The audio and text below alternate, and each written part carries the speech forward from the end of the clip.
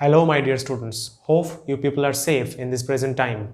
It's me, Oyon, and I welcome you to Dramatic Science. This is the lecture number 1 of the topic vector. So let's see what will be our topic of discussion today. Come on.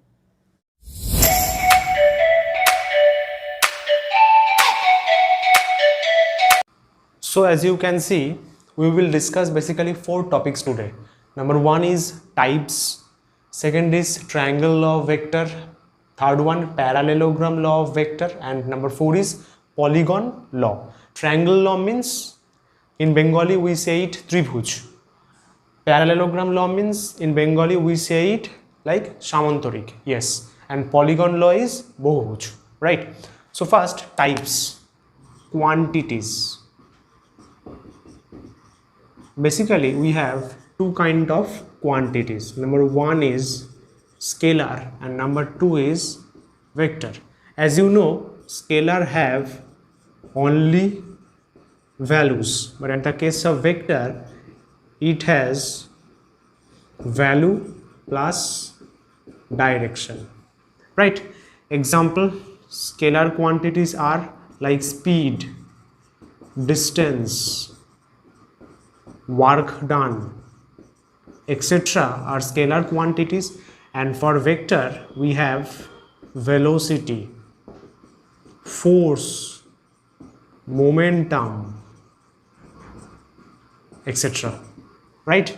Further, vector quantities can be classified into several other quantities like coplanar vector, co-linear vector, resultant vector,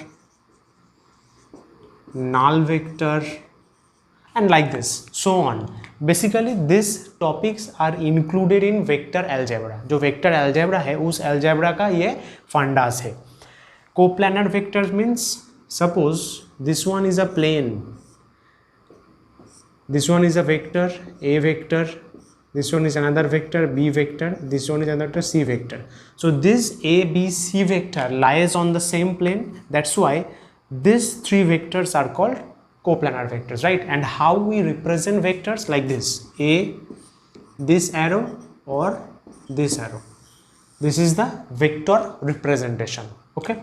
So if A vector, B vector, and C vector lies on the same plane, then we call this coplanar vector, right? And collinear, suppose A vector and B vector are on same line, or A vector and B vector are parallel with each other, then these two vectors are called collinear vectors. Okay. Resultant, suppose adding A vector and B vector gives us C vector. That means if we add two vectors like A and B, we will get another vector, that is C. Then C vector will be called resultant vector. Okay. Null vector is like, if we do a simple calculation, P minus P vector, in simple scalar, what will be 5 minus 5?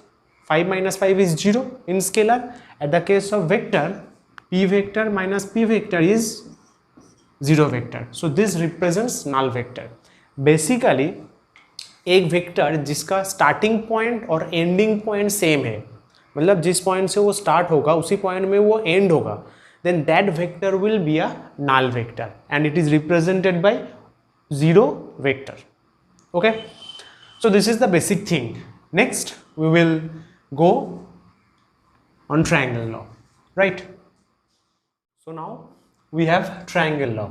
What is the statement of triangle law? Triangle law states that if we add two consecutive arms of a triangle and the third one is opposite in the direction of those two arms, then that third arm will be the resultant of those two arms. It's tough little bit. So let's see with a diagram. Suppose this is a triangle A, B, C. AB represents a vector, say small p. BC represents a vector, say small q. So AB and BC are in the same direction like this. Okay, anti-clockwise. So we can say, or we can add AB plus BC. Triangle's law states that if the third arm, that is AC, is opposite in the direction of those two arms, that means the direction of AC will be opposite of these two arms. This one, AB and BC are in this direction, and AC, see the arrow, are in this direction. So this direction and this direction are opposite, then AC will be the resultant of this two vectors. That is, if we consider this as r vector equals to p vector plus q vector. This is the geometrical representation of triangle law. Okay, I am repeating one more time.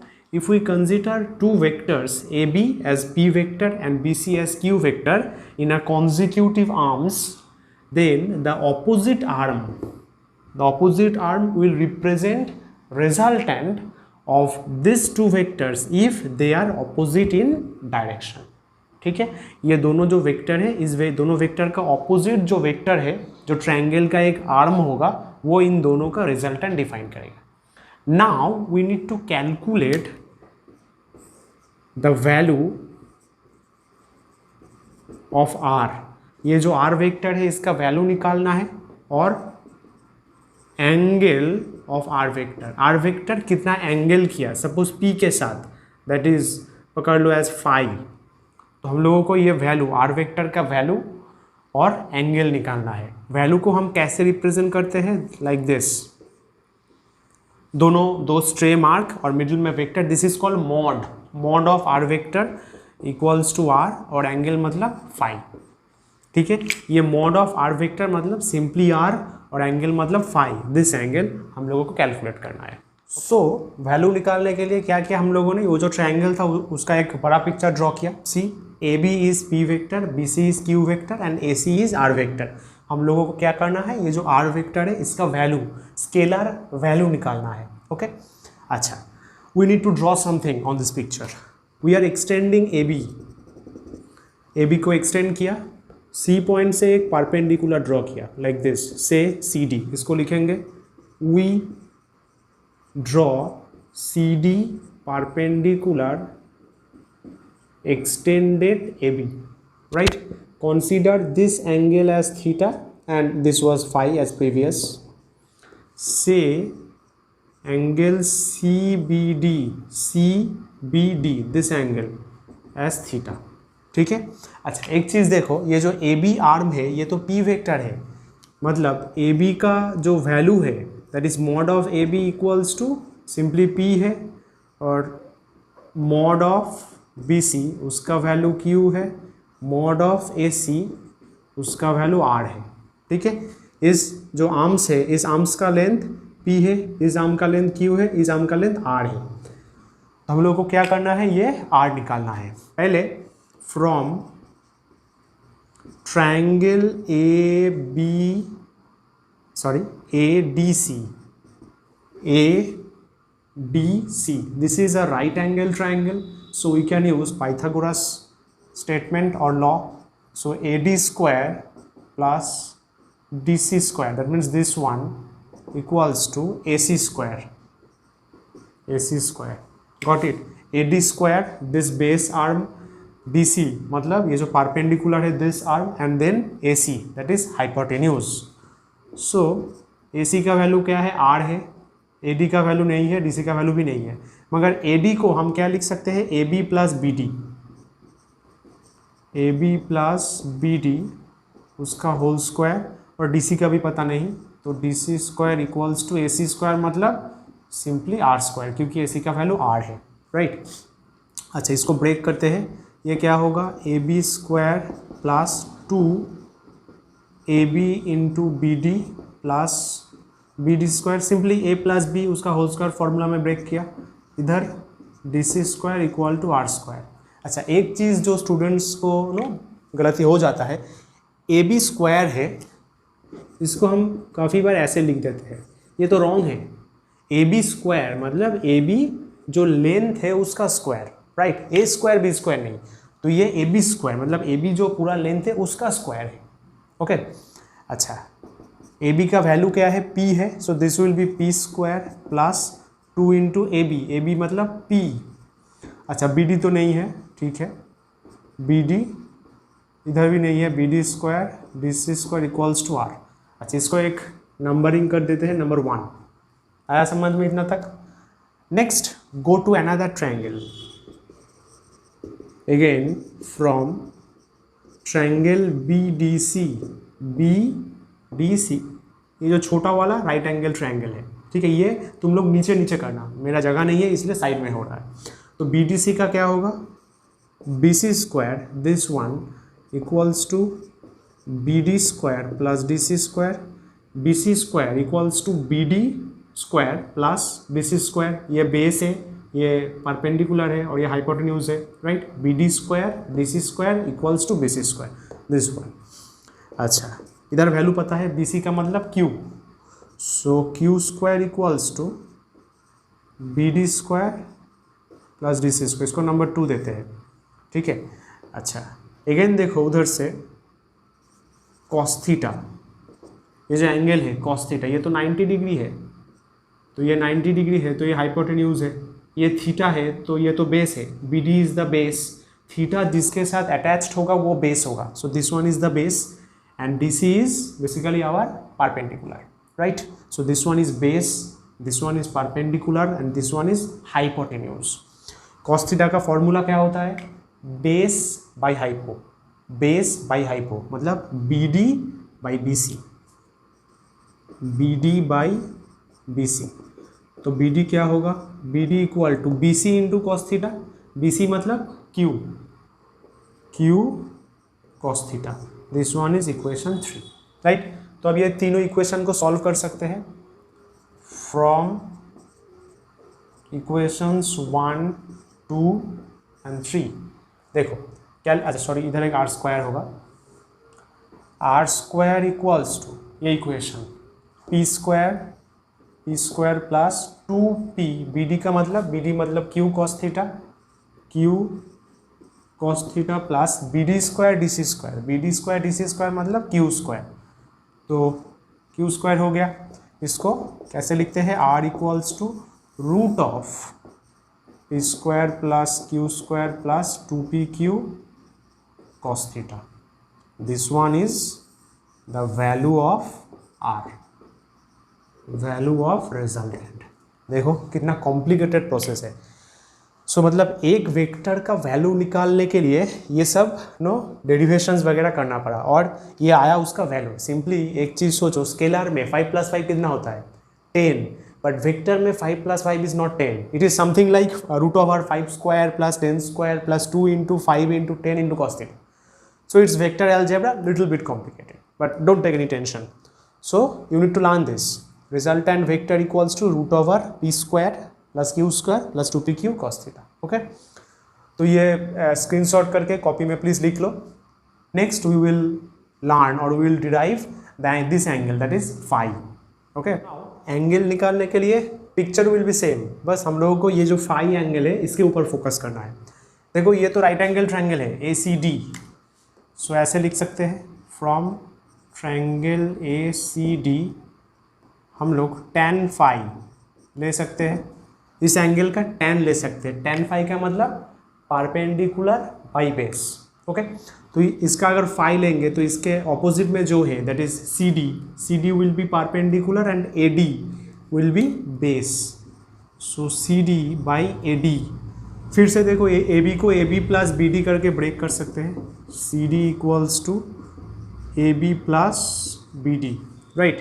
अच्छा इधर से कुछ value पता है, CD AB का value मतलब P और BD का वैल्यू बस अभी डिराइव किया Q cos theta, got it. अच्छा नेक्स्ट किसको निकालना है, CD को निकालना है। उसके लिए हम जाते हैं फ्रॉम ट्रायंगल BCD, फिर से वो छोटा वाला ट्रायंगल BCD ये वाला, पहले साइन थीटा निकालो, इस एंगल का साइन मतलब परपेंडिकुलर बाई हाइपो, राइट। ये थीटा है तो ये परपेंडिकुलर है, CD बाई हाइपो मतलब BC, तो CD बाई Q, क्योंकि BC का वैल्यू Q है तो CD क्या आया, CD equal to Q sine theta. Therefore tan phi equals to q sin theta by p plus q cos theta. That is हम लोगों को तो फाई निकालना है, tan को उस तरफ भेज सकते हैं tan इन्वर्स करके, sin theta p plus q cos theta. So this one is the angle, got it. ये एंगल किसका एंगल है?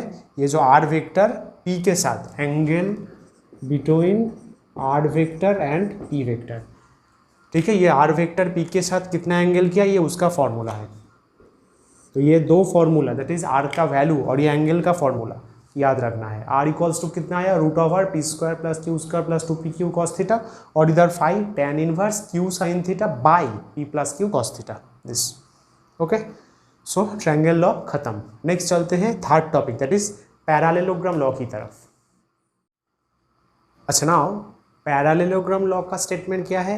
एक पैरेललोग्राम लाइक दिस वन, इसका जो दो साइड है, दो adjacent side that is A B and A D में अगर दो वेक्टर रिप्रेजेंट करेंगे, then the diagonal will be the resultant of those two vectors, right.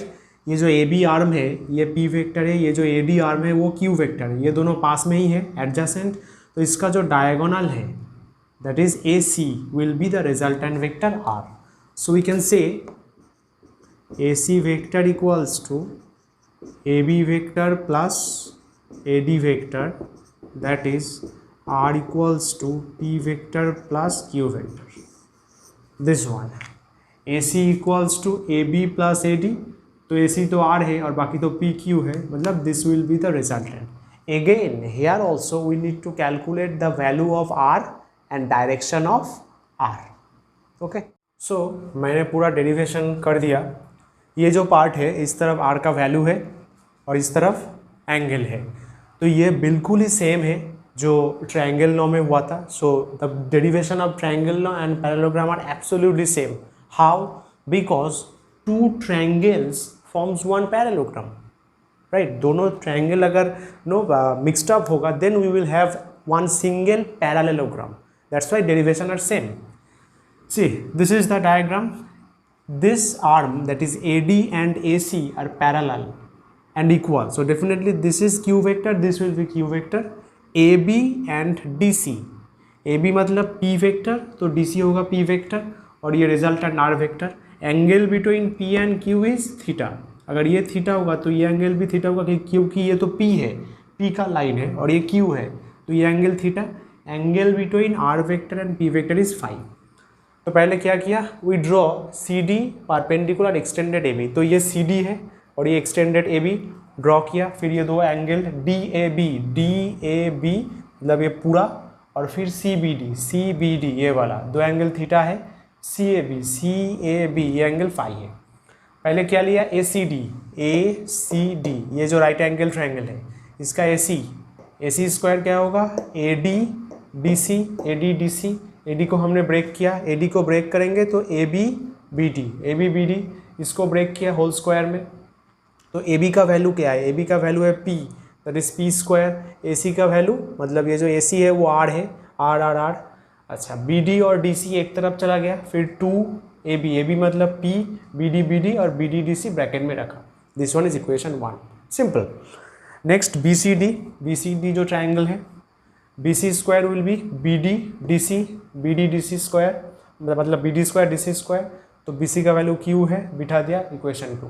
Then cos theta लेंगे, base B D by B C का value Q है, this. इन दोनों को इधर पुट कर दिया, this is the expression of R, ठीक है। अच्छा, नेक्स्ट होगा एंगल में हम लोगों ने क्या किया, ए सी डी ट्रायंगल लिया, दिस वन। ये फाई है, tan फाई लिया, tan phi will be perpendicular by hypotenuse, that is C D by A D. तो C D by A D है, ए डी मतलब A B B D, this one. C D as usual, A B का value क्या है, P है, और B D Q cos theta, इधर से मिला क्यू कॉस थीटा, बिठा दिया। फिर बी सी डी ट्रायंगल लिया, साइन थीटा मतलब perpendicular hypo, that is C D by B C D normal है, बी सी मतलब क्यू, बिठा दिया, बी सी मतलब क्यू, तो Q sine theta, C D का वैल्यू इधर पुट कर देंगे, this is the phi. So this is the angle between resultant vector and P vector. So this is simply equivalent to triangle law. अब खुद ही derive कर सकते हो, right. Next we will have our last topic today, that is polygon law. Okay, so now this is the statement of polygon law. If two or more vectors are represented by adjacent sides of a polygon taken in same order, both in magnitude and direction, then the resultant vector is given by the closing side of the polygon taken in the opposite order in magnitude, both in magnitude and direction. तो इसका visualization कैसे करेंगे?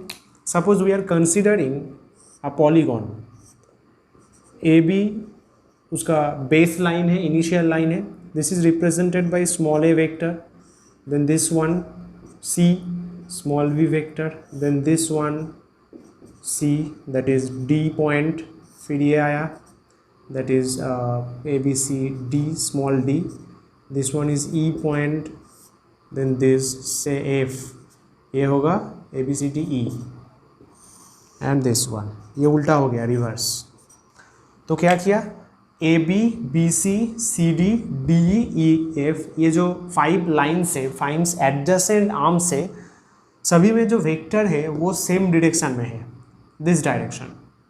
ए B B C C D D E F सब इस direction में है. लेकिन ये जो ए एफ आर्म है, इसका जो वेक्टर है ये ऑपोजिट आर्म में है, ऑपोजिट डायरेक्शन में है. तो ये लॉ का यही मेन फैक्ट है कि जो ऑपोजिट आर्म में है, ये जो लिखा हुआ है resultant vector is given by the closing side of the polygon taken in the opposite order. ये जो ऑपोजिट साइड में जो उसका एक वेक्टर है, ये वेक्टर ये सभी वेक्टर का रिजल्टेंट डिफाइन करेगा. That is R vector equals to A vector plus B vector plus C vector plus D vector plus E vector.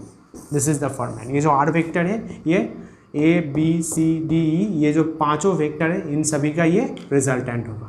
ठीक है, तो हम अब इसको प्रूफ करेंगे. So this is the whole proof. To save time I have done the whole calculation. We are taking a polygon, basically a hexagon, this one, A B B C C D D E F E, sorry F A, right. So this one is a hexagon. At first we connect AC, this line, then we will have this triangle ABC, right. These two arrow are in same direction but AC are in opposite direction. Then from triangle law we can say this AC will be the resultant of AB and BC. This one, AC vector equals to AB vector plus BC vector, that is small a small b, this one, number 1. Again we connect A and D in this sense. Then we will have this triangle ACD, right, ACD triangle. See, this arrow are in same direction and this one is in opposite direction, so this will be the resultant. AD will be the resultant. तो उसको हम कैसे लिखेंगे? AD equals to AC plus CD, AC plus CD. AC मतलब A plus B, और ये जो CD है that is C, equation 2. Okay, फिर से AE को कनेक्ट करेंगे, this one. Then we will have this triangle ADE, ये ट्रायंगल आएगा. दिस एरो, ध्यान से, this arrow and this arrow will be in the same direction, ध्यान से देखो, but this arrow is in opposite direction, so this will be the resultant. That means AE equals to AD plus DE, AE equals to AD plus DE. AD मतलब ABC और DE मतलब small d. Okay, next last triangle AEF. इसमें क्या है? This arrow and this arrow are in same direction, this one, but this R is in opposite direction, right. So AE plus EF equals to AF, AE plus EF equals to AF. AF का मतलब R vector, AE मतलब ABCD. EF देखो क्या है? Small e, right, तो small e. So this is the expression of resultant vector in polygon law. Okay, so this one was the last from this 4 topic. I hope you have learned perfectly all this 4 classifications and 4 things. In lecture number 2 I will discuss about products and components of vector. ठीक है, and if you have learned from this video, give the thumbs up, do like, comment and definitely subscribe and press the bell icon to get the notification on lecture 2, right? So बस wait करते हैं lecture 2 के लिए. तब तक नमस्कार, bye bye, Tata.